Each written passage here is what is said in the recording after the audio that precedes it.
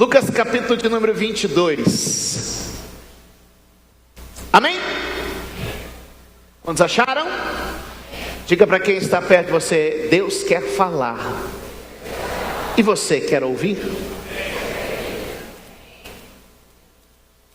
Verso de número 7 diz assim: chegou porém o dia dos asmos, em que importava sacrificar a Páscoa.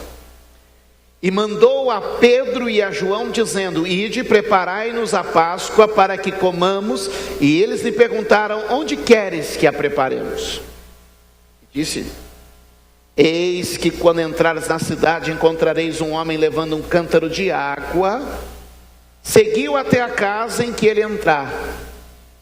E direis ao pai de família da casa: o mestre te diz: onde está o aposento em que hei de comer a Páscoa com os meus discípulos? Então ele vos mostrará um grande cenáculo mobiliado, e ali fazei todos os preparativos. E indo eles, acharam como lhes havia sido dito, e prepararam a Páscoa. E chegada a hora, pôs-se à mesa, e com ele os 12 apóstolos. E disse-lhes: desejei muito comer convosco essa Páscoa antes que padeça, porque vos digo que não comerei mais até que ela se cumpra no reino de Deus. E tomando o cálice, havendo dado graça, disse: tomai e repartiu entre vós, porque vos digo que já não beberei do fruto da vide até que venha o reino de Deus. Tomando o pão e havendo dado graça, partiu e deu-lhe, disse: isto é o meu corpo que por vós é dado, fazei isto em memória de mim. Semelhantemente tomou o cálice depois da ceia, dizendo: este cálice é o novo testamento do meu sangue, que é derramado por vós. Mas eis que a mão do que me traz está comigo à mesa. E na verdade o Filho do Homem vai segundo o que está determinado. Mas ai daquele homem por quem ele é traído. E começaram a perguntar entre si qual deles seria o que havia de fazer isto. Diga amém. Coloque a mão sobre a Bíblia. Que o Senhor fale conosco segundo a sua palavra e sua sabedoria. Quantos podem dizer amém? Que vocês tenham ouvidos para ouvir e que eu tenha boca para falar. Quando chega, verso 7, quando chega o dia dos pães asmos, que é também o nome da festa da Páscoa. A Páscoa era o memorial da festa da passagem, da noite de libertação do Egito, seguida de dias onde eles comiam pão sem fermento. Significa um tempo de santificação, tirar o fermento, tirar aquilo que leveda a massa. Era um tempo de reflexão e santidade para eles. Deixa eu dizer uma coisa para você entender. Há um princípio muito poderoso no verso de número 7. E aqui você vai entender por que a gente prega talvez um pouco diferente do que você tem acostumado a ouvir. Eu já ouvi a seguinte frase. O bispo prega muito o Antigo Testamento. Quem já notou isso? Nossa, ninguém notou?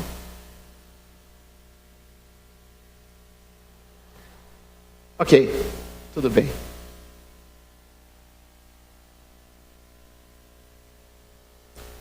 Diga comigo: o Antigo Testamento é a base para o Novo Testamento. Diga: sem o Antigo Testamento, você não vive o Novo Testamento. Tudo que Jesus faz, Ele faz a partir do Antigo Testamento. E tudo que a igreja cria, a partir do momento que os apóstolos lançam a igreja no dia de Pentecostes, vamos assim dizer, é criado e estabelecido a partir do Antigo Testamento. Ou seja, o Antigo Testamento ele é o alicerce do edifício chamado igreja que nós estamos construindo. É por isso que é importante a igreja ter uma visão clara do Antigo Testamento. Quando você faz uma construção, como nós estamos fazendo uma construção, há um gasto, investimento e uma dedicação muito pesada, aonde? No alicerce, na base, na fundação. Porque você pode construir um edifício bonito, espaçoso e com todo conforto, aquilo que os olhos veem é belo, mas se ele não tiver por baixo alicerce e fundamento, o que vai acontecer com esse edifício? Vai cair. E o que a gente tem visto ultimamente em algumas correntes teológicas, o cara diz assim: não, eu nem olho para o Velho Testamento, não, isso é coisa do Antigo Testamento, como se a Bíblia fosse só uma parte. Mas eu quero te dizer que a palavra de Deus é dividida em duas grandes partes: Antigo e Novo Testamento. Ou seja, 100% deste livro é a palavra de Deus. Você pode pegar aí a sua Bíblia na mão aí? Pode pegar a sua Bíblia na mão e levantar e dizer assim: 100% deste livro é a palavra de Deus. E o Antigo Testamento, ele vai ser a fundação, ou a base, o alicerce, em que o Novo Testamento, a graça, a igreja, vai ser edificado. Porque quando eu começo a pregar sobre graça, quando eu começo a pregar sobre reino, mas desconsidero o alicerce, o que a gente tem visto teologicamente?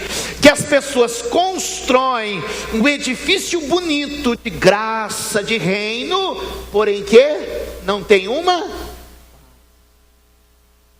E aí a pessoa vem com discursos maravilhosos, você fala assim: mas que coisa linda essa pregação, meu Deus! Por que o bispo não faz uma pregação bonita dessa? Por quê? Mexer com alicerce deixa a obra até um pouco feia. Entreguei o terreno limpinho, bonitinho, alinhadinho. Aí veio a máquina que ia fazer o alicerce. Parecia um dinossauro enorme assim.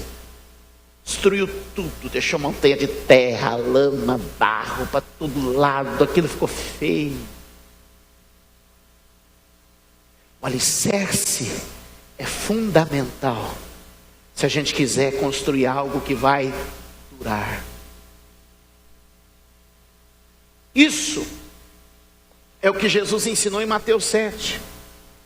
Cava na rocha, cava no que é duro, porque ele vai te dar resistência. Quem está me entendendo? Quem está me acompanhando aqui? E às vezes você olha textos do Antigo Testamento e lá a coisa parece mais dura, mais pesada. Aí a pessoa diz assim: mas eu estou na época da graça. Eu também. Só que eu tenho que cavar na rocha mais dura, para que o meu edifício seja firme. Quem concorda com isso? Quem recebe essa palavra? Seguindo essa linha, o que Jesus faz? Jesus usa a Páscoa como base para a ceia. Dei toda essa volta e Jesus faz tudo num versículo, você vê? O que é a capacidade? Jesus pega o seguinte: eu preciso fundamentar algo novo, uma ordenança na igreja. Qual ordenança vai ser essa? A ceia. E ele diz assim: mas para mim levantar algo, eu preciso de uma base. E o que Jesus faz?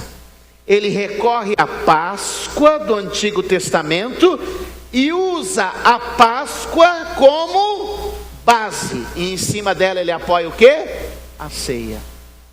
Então a ceia que nós participamos na igreja, ela tem por baixo dela, imagine que por baixo dessa mesa tem um alicerce. Qual é o alicerce abaixo dessa mesa? É a Páscoa. O que é a Páscoa? A Páscoa é a noite da passagem, em que o espírito da morte pulou a casa que era marcada com o sangue e preservou os descendentes de Israel naquela noite, e ferindo os primogênitos do Egito. O que isso quer dizer? Que aqueles que estão nesta mesa estão marcados para a diferença, estão marcados para serem protegidos e estão livres da condenação deste mundo.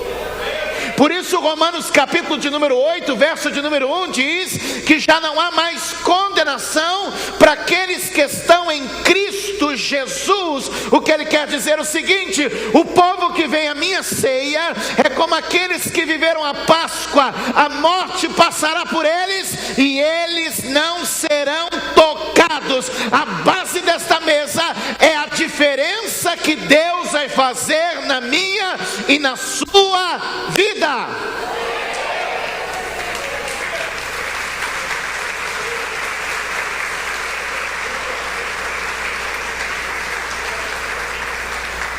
Você pode dizer amém?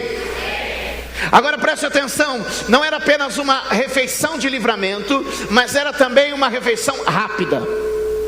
Acredito que Deus foi o primeiro a usar a expressão fast food. Tudo que é bom nasce de Deus, gente. Porque Deus disse no dia da Páscoa, ele diz assim: vocês vão comer rápido. Rápido. Vocês vão comer com pressa. Sapato no pé, mochila nas costas, cajado na mão. Mudança pronta. Ah, querido. Sabe por que isso? Porque a ceia é o anúncio de uma mudança. Segura na mão de quem está ao seu lado e diga: a ceia é o anúncio de uma mudança. Que mudança é essa? A Bíblia diz: todas as vezes que vocês comerem e beberem, vocês estarão anunciando a minha morte até que eu venha. Todas as vezes que estamos participando desta mesa, a base é a seguinte: você está aqui, mas você não é daqui. Mantenha a sua mochila pronta, o seu calçado nos pés, o seu cajado na mão, porque qualquer hora, depois desta comida, você vai dizer: bye bye terra, eu estou indo para Jerusalém celestial, viver eternamente, não na casinha, não no barraquinho, não no apartamento, não no minha casa, minha vida, mas a Bíblia só usa uma expressão: nas mansões celestiais que Cristo já tem preparado para nós.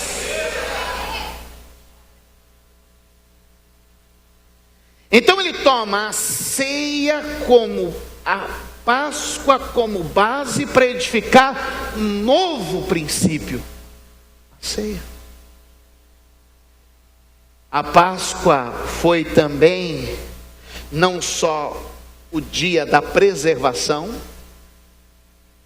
o dia da mudança, mas também foi o dia em que ocorreu a libertação.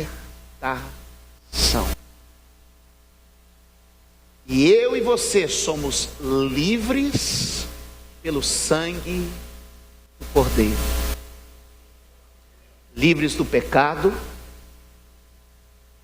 livres do vício, livres do engano, livres da mentira, livres dos demônios, livres das obras malignas. Nós somos livres. Ele apoia a sua mesa em cima de uma base de liberdade. A Bíblia diz: se o Filho vos libertar, verdadeiramente sereis livres. Usando então a base do Antigo Testamento, Jesus levanta algo seguro para mim e para você, porque a experiência de Israel serve para nós como testemunho de que deu certo. Quantos entendem isso? Entenda, por favor, que toda a experiência de fé do Antigo Testamento se torna o testemunho para a nossa experiência de fé no Novo Testamento. Hebreus capítulo 11, o que tem lá em Hebreus capítulo 11? Quem lembra? Tem o ensino sobre fé e toda uma galeria, um hall de heróis da fé. Fala de Abraão, fala de Moisés, fala de Noé, fala de Davi, fala de Daniel, fala dos profetas, ok? Agora, depois do capítulo 11, o que vem? Capítulo 12. Tá fácil, né? E como começa o capítulo 12? Ó, assim, ó. Portanto, nós, que estamos rodeados de tão grande nuvem de testemunhas. O que ele está dizendo? Que toda a experiência de fé daquelas pessoas do Antigo Testamento, de Hebreus capítulo 11, no capítulo 12 o autor diz assim: portanto nós, por eles, somos cercados de tantas testemunhas que tiveram experiência, então façamos o seguinte: deixemos todo o embaraço, todo o pecado que tão de perto nos rodeia e corramos com perseverança a carreira que nos está proposta. Deixa eu simplificar isso para você. Diz assim, ó: cada vez que você vai à igreja, os heróis do Antigo Testamento serão um testemunho para você. Vão ser como pessoas que experimentaram o poder e a graça de Deus te cercando. E então agora você olhe para eles, deixe o pecado, deixe os embaraços e corra com perseverança, ousadia, coragem, sem parar, a carreira que Deus tem para a sua vida. É Jesus tomando as histórias antigas como alicerce para o novo que nós vamos construir. Chega o dia dos pães asmos. Eu não consegui sair do verso 7 ainda, tá difícil esse negócio, né? Chega o dia dos pães asmos, então Jesus diz: eu vou usar isso como alicerce, algo que é forte, é sólido, e eu vou transferir isso para o meu reino, para que as pessoas entendam o que é a minha ceia. Quantos caminharam até aqui comigo? Quantos entenderam esse princípio? Diga para quem está ao seu lado, diga: eu vou estudar o Antigo Testamento também.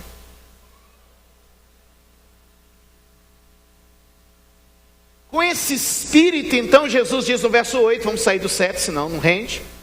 Mandou a Pedro e a João dizendo: ide preparai-nos a Páscoa, para que a comamos. E eles perguntaram: de queres que a preparemos? E ele lhes disse, verso 10 é um versículo que sempre me intrigou a vida inteira. E ele lhes disse: eis que quando entrares na cidade, encontrareis um homem levando um jarro d'água.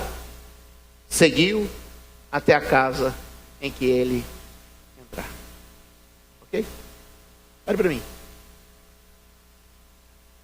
Diga para quem está perto de você agora: Deus vai fazer muitas coisas por você. E na maioria delas, Ele vai fazer através de pessoas.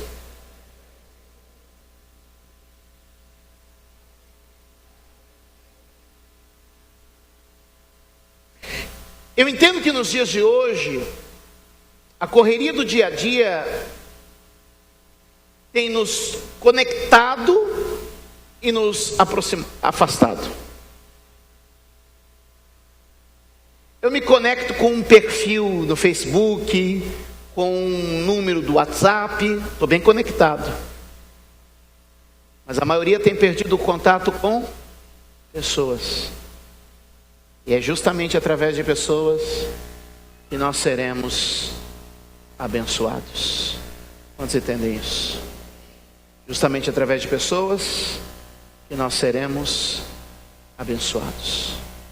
Quando entrar na cidade, disse Jesus, eles tinham uma pergunta e Jesus sempre tem uma resposta. Diga comigo: eu sei.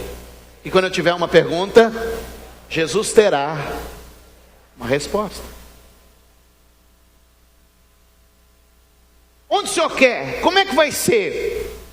Jesus disse assim: olha, você vai entrar na cidade, fiquem atentos, vai passar por vocês um homem carregando um pote d'água, um vaso de água. Nesses dias que nós estamos vivendo, estamos perseguindo qualquer um que tenha água. Mas ele disse: olhe bem, porque vai passar alguém que tem um pote d'água, e eu quero que você o siga, eu quero que você vá atrás dele. Algo muito interessante que o Espírito Santo falou, e eu quero trazer aqui como uma palavra revelada para você. A gente sabe que a água na Bíblia é um símbolo da palavra de Deus. Amém? Se você quer encontrar aquilo que Deus tem para a sua vida, siga quem carrega o pote. Pote cheio e não vazio. Eu vejo que Jesus sempre vai colocar pessoas como referência para conduzir a minha e a sua vida. O que falta para muitos é que a gente segue quem não tem pote, ou tem pote e o pote está vazio. Mas Jesus está dizendo: se você quer caminhar com alguém que vai te levar a um lugar, que te coloque em uma aliança, caminhe com quem tem o pote cheio. Porque quem tem o pote vazio, você já sabe, quem tem o pote vazio é terrível. Quem tem o pote vazio anda por seus próprios pensamentos e sentimentos.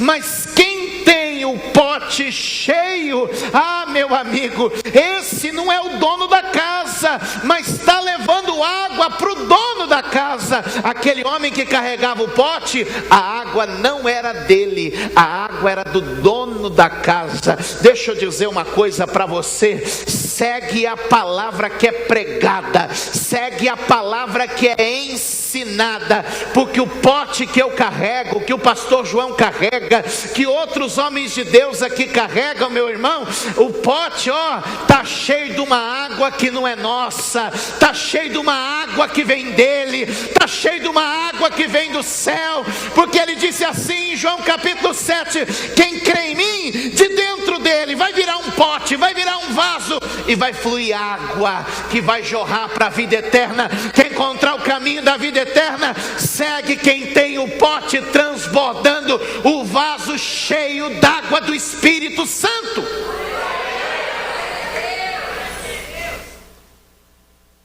Alguém tem que ser referência. Nós vivemos dias, queridos, em que todo mundo quer abrir mão de responsabilidade, sim ou não? E não é isso que Deus quer. Ele quer que cada um de nós assuma a responsabilidade de ser uma referência. Aleluia. Você precisa ser uma referência. Eu preciso ser uma referência. Mas nós acostumamos com uma frase medíocre, miserável, mesquinha: olha para mim não, hein? Não olha para a minha vida não, hein? Ô meu irmão, eu sei de todos os meus defeitos e de todas as minhas falhas, e Deus sabe o quanto eu tenho chorado na presença dEle para ser melhor. Mas eu não posso simplesmente chegar diante das pessoas e dizer assim: não olhem para mim. Quando Jesus disse: você é a luz do mundo, e as pessoas vão se guiar pela luz que você irradia. E o que nós temos visto hoje é uma igreja que diz assim para o mundo: olha, se quiser vir estar conosco, tudo bem, somos amistosos, somos amorosos, mas não olhe para a nossa vida. E eu quero dizer para você: 1000 vezes não. Sejamos amorosos, amistosos, mas que tenhamos a responsabilidade de fazer brilhar a nossa luz lá no trabalho, lá na vizinhança, aonde Deus nos colocou. Deus quer que sejamos referência. A Bíblia diz que nós somos como cidade iluminada, edificada sobre um monte. O que quer dizer o seguinte: que o viajante do deserto olhava sobre uma montanha e via que havia luz, e diz: ali tem uma cidade, é naquela direção que eu vou. Somos como o farol que ilumina o navegante na noite escura. Ali está a luz do farol. Eu tenho referência. Jesus chama você para que a sua vida cristã, em casa, no trabalho e na sociedade, seja uma referência para que outros te sigam carregando o pote e dizer: eu sei aonde ele vai.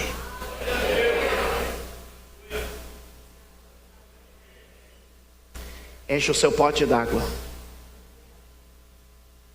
porque aí vai ter gente seguindo você. Quantos podem dar um aplauso ao Senhor?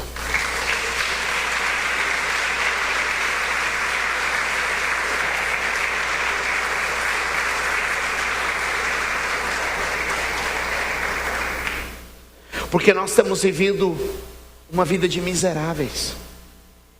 Os miseráveis é que procuram olhar para os outros. Deixa eu tentar explicar isso melhor para você. Olha, Pedro e João estão indo ao templo orar. Atos capítulo de número 3, não precisa abrir.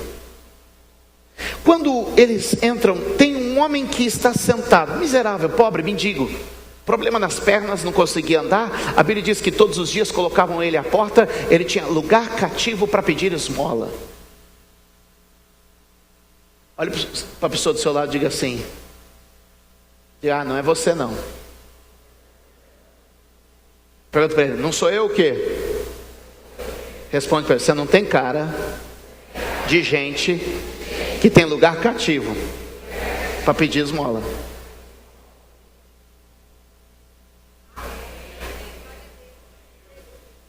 Mas aquele homem tinha na porta da casa de Deus lugar cativo para pedir? Para pedir? E a Bíblia diz que quando ele estava sentado, ele olhou para Pedro e João e falou: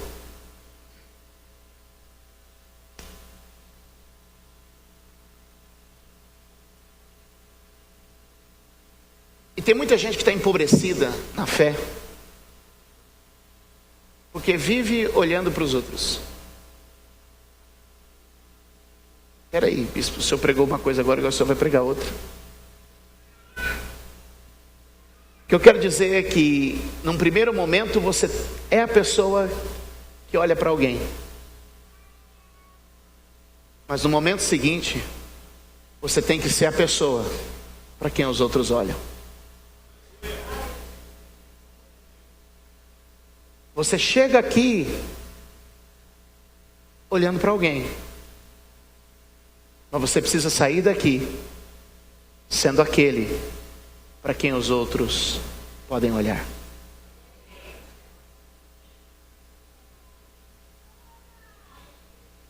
O homem vai e é colocado ali por anos, e ele olha para Pedro e João e estende a mão querendo receber alguma coisa. A Bíblia diz que a expectativa dele é que recebesse deles alguma coisa. Expectativa medíocre.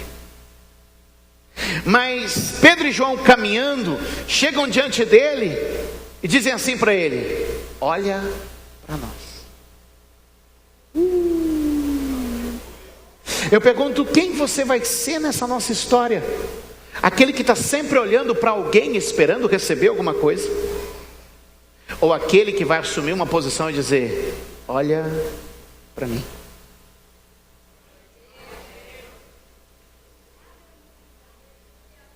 Tem uns 3 aleluia aí me ajudando, mas vamos lá. Escuta. Por que a gente tem tanta gente frustrada na igreja? Porque a gente vem para a igreja, olha para alguém e não amadurece.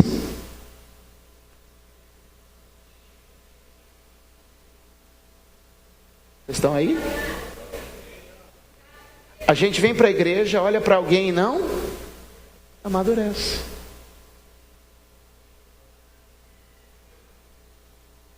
O pastor Brito não me deu bom dia. Se você chegar aqui a primeira vez e o pastor Brito não te der bom dia, não volte nessa igreja. Mas se você já está aqui há algum tempo, seja você a pessoa que dá o bom dia.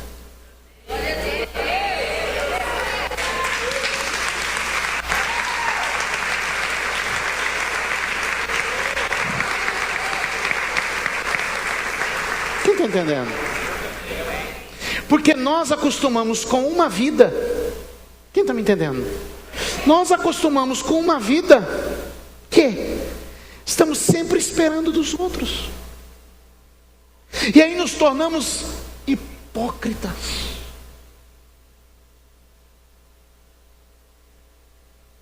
Porque falamos que a igreja é o que os outros estão fazendo dela, e nunca o que nós estamos fazendo da igreja. Então nós dizemos que a igreja é o lugar, é a instituição, é o espaço, é o terreno, é o prédio, mas quando a igreja na verdade é a gente. E eu pergunto, tudo bem, você entrou aqui, está mal das pernas, olha para mim, olha para outro que está de pé, mas por favor, você pode entrar aqui olhando para alguém, mas saia daqui dizendo, a partir de hoje, que as pessoas olhem para mim, e quando olharem para mim, possam ver que Ele me curou, que Ele me pôs de pé, que Ele levantou a minha vida. Porque muitas vezes nós estamos olhando para o outro, e Deus está dizendo, olha, você num primeiro momento, claro, siga quem está com o pote, mas depois que você se torne a referência.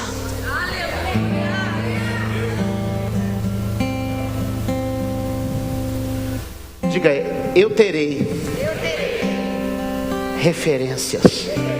Diga, eu serei referência. Qual é o chamado de Deus para nós? Termos referência e ser referência. Outro dia eu fui tomar um café com o Léo, que está ali tocando violão. Quando começa a tocar violão, eu acho que é hora de acabar. É hora de acabar já? Posso ir mais um pouquinho? Ah, então tá bom. Você vê que vocês pensam que eu mando aqui. Eu não mando nada nessa igreja aqui. Vocês pensam que eu mando. É que eu só obedeço. O que eu estava falando mesmo? Eu fui tomar um café com ele, isso mesmo. E a gente falando sobre ministério, ele tem um sonho, todo mundo tem um sonho. E eu falei para ele assim, naquilo que você quer fazer para Deus, quem é o cara?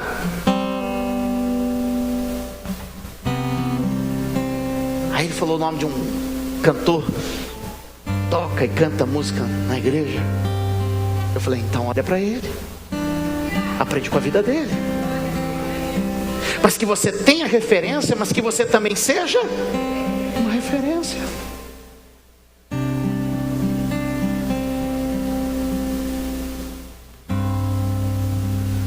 Será que hoje a gente não precisa não só procurar quem está com o pote cheio d'água, mas também ser aquele que está com o pote cheio d'água? A gente está acostumado a ir atrás de quem está com o pote cheio d'água. É verdade. Vou eu aqui ficar com o pote mais ou menos. Na esquina ali abre outro com o pote cheio.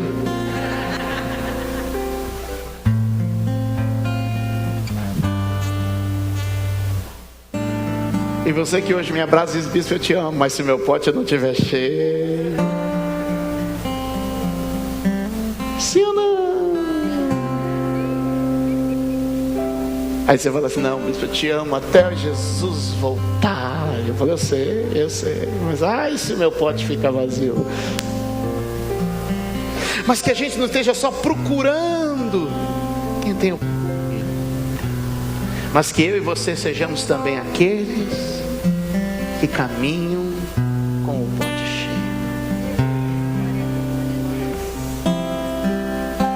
Os discípulos de Jesus seguem aquele homem, batem a porta da casa que ele entrou, e quando o dono da casa abre a porta, a Bíblia diz no verso 11 que eles deviam ser diretos ao dono da casa e dizer assim, onde está o aposento em que hei de comer a Páscoa com os meus discípulos? Mas é interessante que eles vão dizer, o mestre diz. Diga para quem está perto de você, quando você disser o que o mestre diz, as portas estarão abertas. Porque se o Pedro e o João fosse lá e batesse na porta e dissesse assim, ó, que coisa tremenda, como a gente aprende, batesse na porta e disse assim, ei, vim aqui preparar a ceia. O homem ia dizer assim: quem é você? Mas eles não foram em nome deles. Quando eles chegaram, bateram na porta, assim: o mestre diz. É tão bom quando a gente se esvazia da gente mesmo, quando o nosso nome some e ele aparece. Por isso que a Bíblia diz que bem-aventurados os pobres de espírito, porque deles é o reino de Deus. Porque quando eu digo eu sou, eu faço, eu sei, eu posso, eu aconteço, os outros olham assim: mas quem é você? Mas quando eu vou lá e digo assim: o mestre diz, o mestre fala, e você quem é? Eu não sou nada, o importante é ele. E eles disseram: o mestre diz.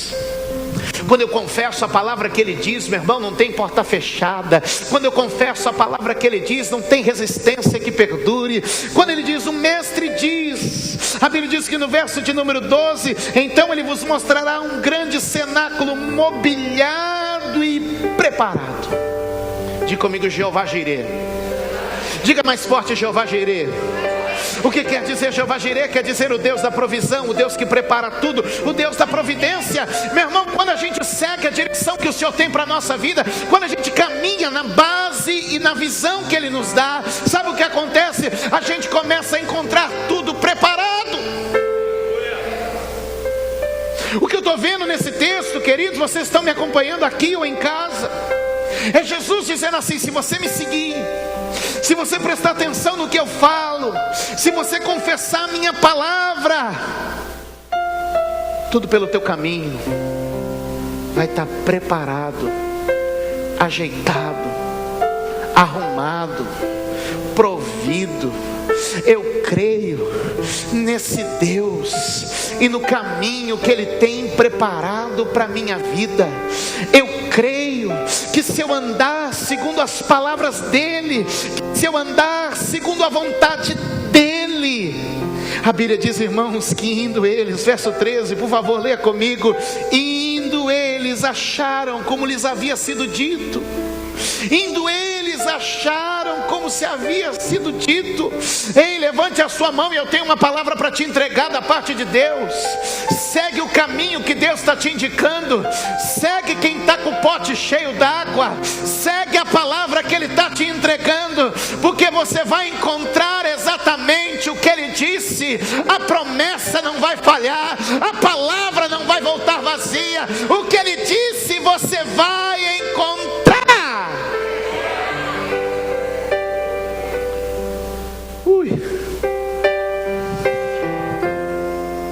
Naquela hora tudo fica pronto. A mesa é preparada, o pão é colocado, o cálice é repartido. Jesus então se achega à mesa com seus apóstolos. É curioso dizer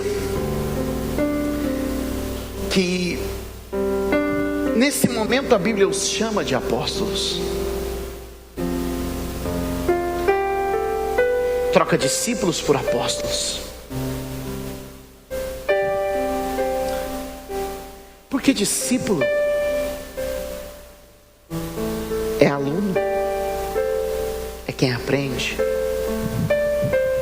Mas apóstolo é missionário, é enviado. Você entrou pelaquela porta como discípulo. Você vai comer da mesa de Deus hoje. Mas depois de participar do cálice e do pão, você vai sair daqui apóstolo, missionário, enviado para o seu campo, para a sua família, para o seu trabalho, para a sua comunidade. A gente entra na igreja e senta como discípulo, mas a gente levanta da igreja e tem que sair daqui como apóstolo. Apóstolo não é um cargo de quem usa roupa chique, põe um anel grande no dedo e que todo mundo vai deixar para lá. A palavra apóstolo quer dizer simplesmente enviado. Alguém que vai em nome dele, alguém que vai com uma missão, alguém que vai com um propósito. Sabe o que Jesus está dizendo? Entra aqui, discípulo, vai sair daqui, apóstolo. Entra aqui para aprender, mas sai para ensinar, sai para realizar, sai para mostrar. Levante a sua mão e diga: hoje muitos apóstolos vão sair daqui, e pela graça de Deus